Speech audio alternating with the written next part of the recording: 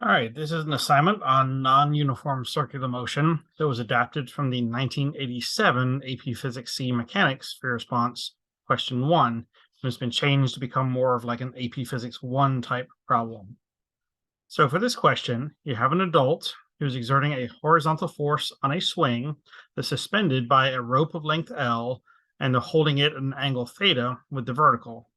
And you're told the child in the swing has a weight W and the weights of the rope and the seat are negligible. So for part A, we just want to draw the free body diagram for the child.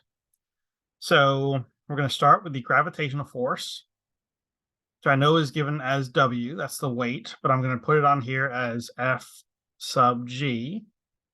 We have the tension from the string directed along the string. So we have an FT pointing this way. And then the adult is holding the child, pulling them backwards horizontally. So we have a force directed to the left, an applied force. So this is our free body diagram. I'm going to go ahead also and do just so you see the angle on here, I'm going to put the angle theta with the vertical. In part B, we want to derive an expression for several different things while the adult is holding the child in this position shown. And the answers just can be expressed in terms of L, theta, W, and physical constants. So for part 1, we want to get the tension in the rope. Since the child is at rest, that means we can use Newton's first law in both the horizontal and the vertical directions. But first I want to break that free body diagram into horizontal and vertical components only. So I'm going to redraw the free body diagram. The gravitational force was still going to be directed straight down. The applied force still going to the left. And the tension force, I need to get into an upward component. That component is going to be the Ft times the cosine of the angle theta. And the rightward component is going to be the Ft times the sine of the angle theta.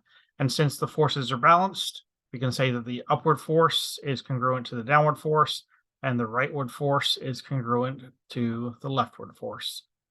So I can balance either the x direction or the y direction, but you'll notice in the x direction, we actually have two unknown variables, which are the tension and the applied force. So it's better to focus on the vertical direction where we only have one unknown. So the net force in the y direction is equal to 0. That's Newton's first law. That just means the upward forces equal the downward forces. So I can say Ft cosine of theta is equal to Fg. And we want to solve for the tension force. So let's just divide both sides by cosine of theta. So we have Ft is equal to Fg divided by the cosine of theta, and Fg is just the gravitational force, which is the same as the weight in this case. So it's just going to be W divided by cosine of theta. For part B, part B2, we want to find the horizontal force exerted by the adult. In other words, we want to get this applied force. So to find the applied force, we want to do the net force in the x direction is equal to 0. Newton's first law applied horizontally. That just means that the rightward forces will equal the leftward forces. So in this case, that's going to be Ft sine theta, which is directed toward the right, is equal to the applied force, Fa, which is directed toward the left. And Fa is what we're looking for. So that means Fa is just going to be equal to Ft times the sine of theta. And Ft we got up here earlier, so we can just plug in this formula for the Ft. So Fa is going to be equal to Ft, which is W over cosine of theta times sine of theta. And you can leave your answer like that, or you can simplify it down because sine of theta over cosine theta is tangent of theta. So the applied force is equal to W times the tangent of theta. The adult now releases the child. Is the tension in the rope immediately after the release greater than, less than, or the same as the tension in the rope before the release that we derived in part B1? So in part B1, we got the tension is equal to W over cosine theta. And without manipulating any equations, we want to know, is the tension now going to be greater than, less than, or the same? So the way to think about this is go back to the free body diagram. And if you look over here, before releasing the child, the tension force had to balance out the combination of these two forces, the FA and the FG. So combining these two forces together, you would use the Pythagorean theorem since they are perpendicular to each other, and the tension force would be equal in magnitude to the Pythagorean theorem addition of these two forces, which is going to end up being larger than just the gravitational force alone. So we know the tension force before the swing is released is larger in magnitude than the gravitational force. But what about after the swing is released? Well, let's just do a quick free body diagram for the boy on the swing immediately after the person lets go. So we're still going to have the downward gravitational force, which hasn't changed from before. And we're still going to have a tension force directed along the rope. And there's no more applied force, but now there's going to be an acceleration. We're not going to put the acceleration on the free body diagram. There's going to be centripetal and tangential acceleration, but the centripetal acceleration at the instant of release is going to be 0 because the swing is not yet moving. Since V is equal to 0, that means the centripetal acceleration for that split second after release is also going to be equal to 0, since AC is equal to V squared over R. But there is going to be tangential acceleration. The tangential acceleration is going to be directed tangent to the circle, which is going to be initially in this direction. So I'm not including this as part of the free body diagram. I'm just showing the direction of it on here, so that now you can see that if we take this free body diagram and break things into components, it's actually better to rotate the axes so that the axes line up with this acceleration. So if I have a set of rotated axes, like this is the tilted y-axis, and this is the tilted x-axis.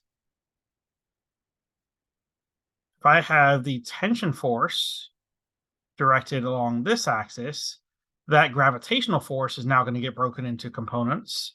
So I'm going to have the component along this axis is going to be Fg cosine theta, and the component along this axis is going to be Fg sine theta. And it doesn't even matter if you, with breaking these things into components, since we're really not supposed to be manipulating equations here, all that matters is that we know the gravitational force is going to get broken into two components, and each of those two components is going to be less than the original magnitude of the gravitational force. And what we can see here is that the tension force would now have to balance out with just a component of the gravitational force, whereas before, back in the original free body diagram up here, the tension force had to balance out with the combination of these two forces, which was something bigger than the gravitational force. So since the tension force originally balanced out with something larger than the gravitational force, and here the tension force is balancing out with something that's less than the gravitational force, that means the tension force is going to be less than before the rope was released. So you can then kind of explain what I just did in pictures right here for your justification for that answer. Now in part D, we want to derive an expression for these two things immediately after the child is released. And so let's go ahead and get the tension in the rope. I'm going to redraw that free body diagram from the previous page, which is just going to be the tension force and the gravitational force. And then we know that there's a tangential acceleration directed this way. And with the redrawn free body diagram, which also is from the previous page, we can say this is Ft. We have an Fg cosine of theta, and we have an FG sine of theta, and we know that the swing and the child have tangential acceleration in the same direction as the FG sine of theta component. So we can do Newton's first law in the tilted y direction. So that's net force in the y direction is equal to 0. We're looking again at this direction right here. So that means the tension force is going to be equal to the component of gravity that is Fg cosine of theta.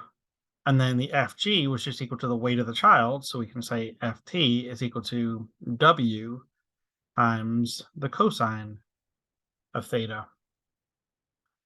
And now we want to get the instantaneous acceleration of the child, which is this tangential acceleration.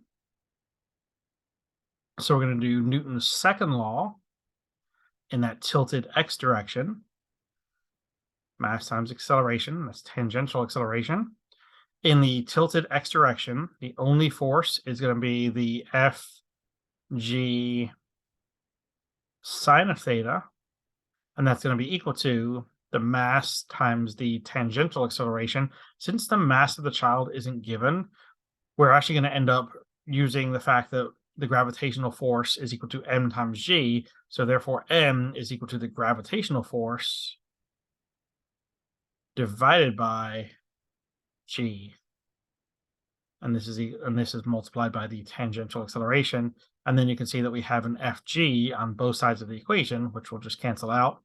So then multiply both sides of the equation by g, and you'll get that the tangential acceleration of the child is just equal to g times the sine of theta.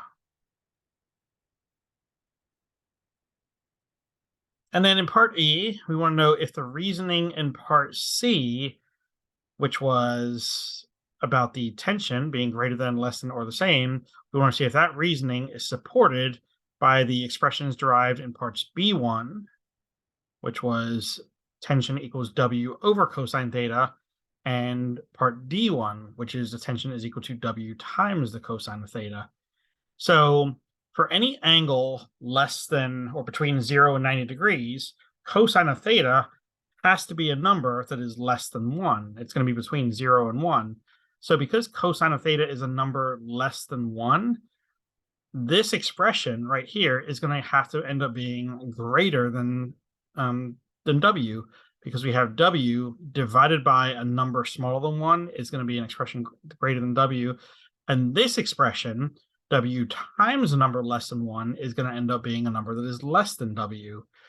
So we can see that in part D, we're going to have a lower tension force than in part B, which is exactly what we said in part C. We have less tension after the release.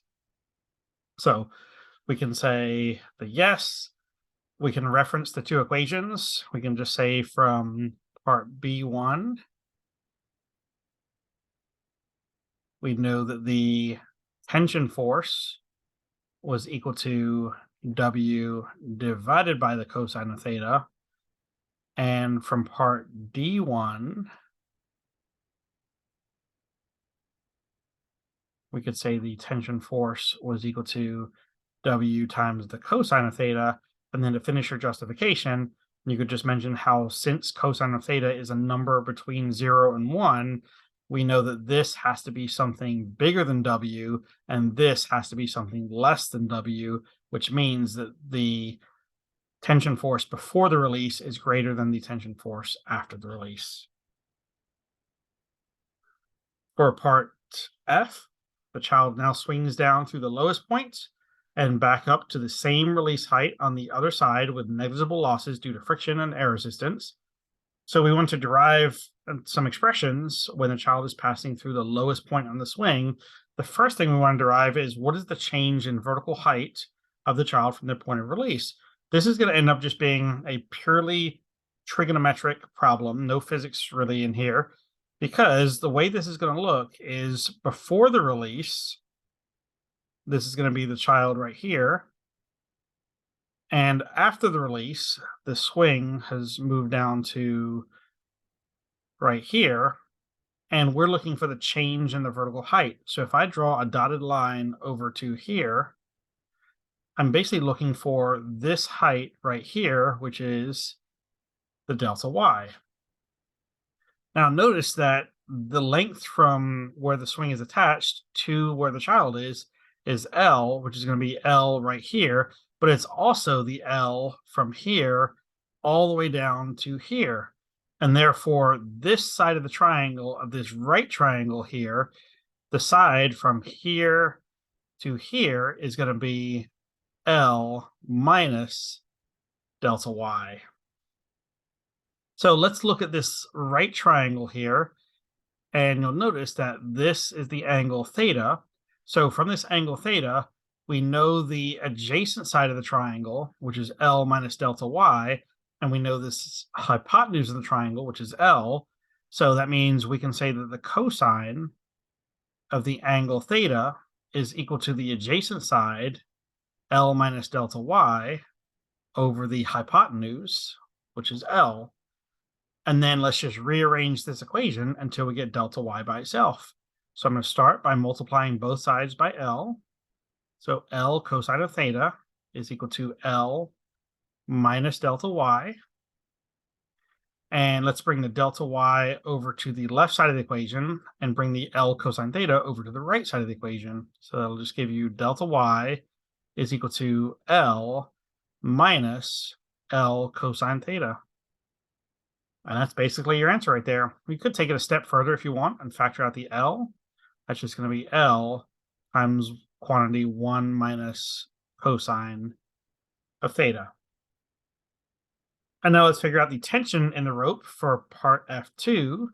Given that the speed of the child at the lowest point is given by this formula, we're eventually going to get to this formula when we do conservation of energy, but for right now, this formula is just given. So at the lowest point of the swing, let's draw a free body diagram again. We have an upward force of tension, a downward force of gravity, and because it's moving in circular motion, there is an acceleration, a centripetal acceleration in the upward direction, which is towards the center of that circular arc. So we can say the net force in the y direction is equal to the mass times the centripetal acceleration.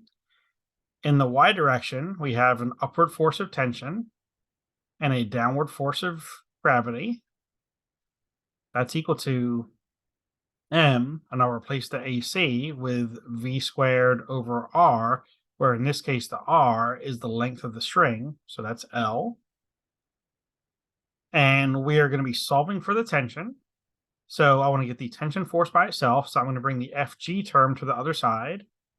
So we have Ft is equal to, bring the Fg to the other side, that's going to become positive, and I'm also going to replace the Fg with what it is equal to, which is the weight.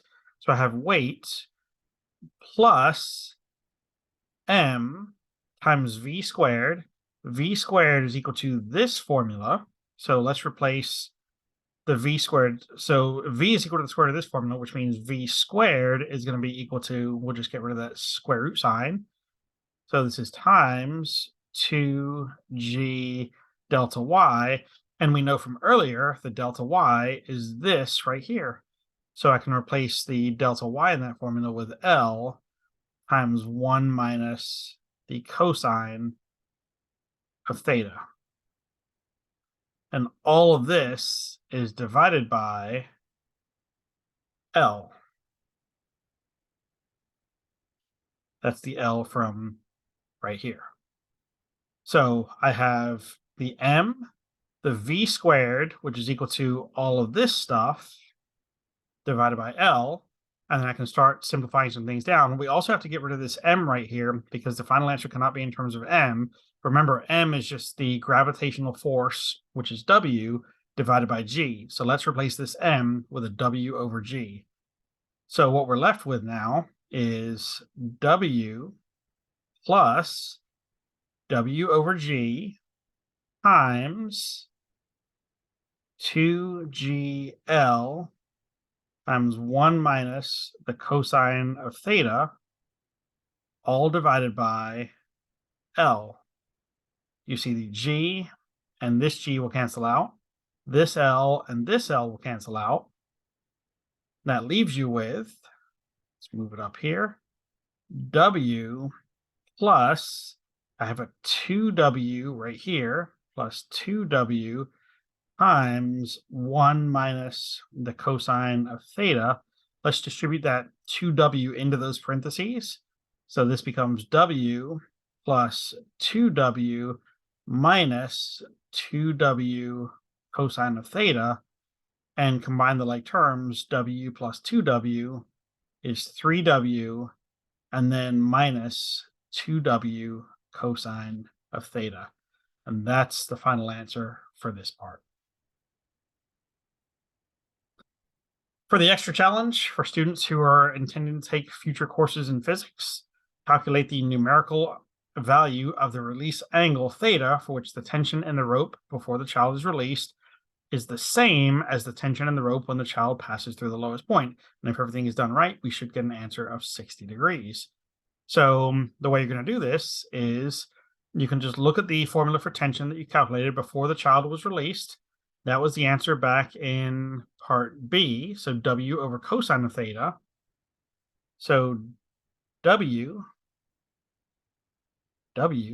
divided by cosine of theta is going to be equal to the tension when it passes through the lowest point, which we just solved for in part F2. That is this formula here, the 3W minus 2W cosine of theta.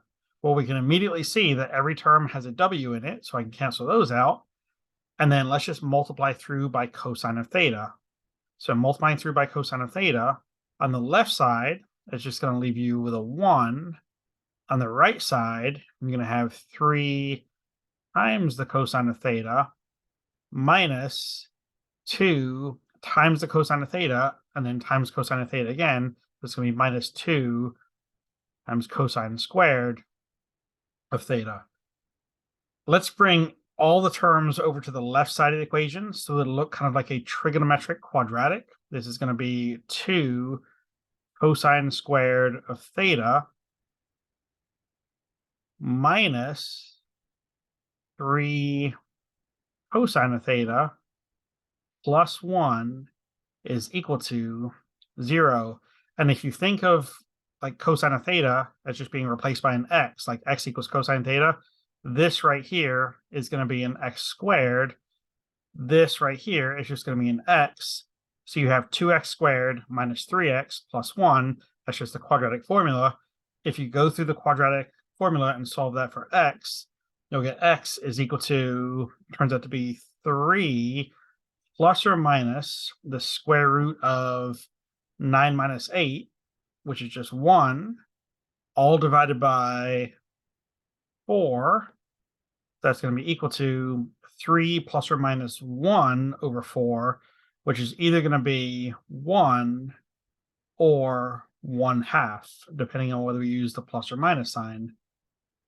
So that means since x is equal to 1 or 1/2, that means cosine of theta is also equal to 1 or 1/2, since we said x was equal to the cosine of theta. And the values of theta that would make this work is to get cosine theta equal to 1, theta would have to equal 0 degrees. And that doesn't really tell us anything, because that just means that if the child was already at rest at the bottom, there would be no applied force at all. The tension force would just equal the gravitational force, but then there would be no additional increase in that tension force because they're not swinging through that bottom angle. It's just already just hanging there. So 0 degrees doesn't really help us here. But cosine of theta equal to 1/2, that occurs when theta is equal to 60 degrees. So at 60 degrees, that's where the tension force is the same before the release and when the child is passing through the lowest point.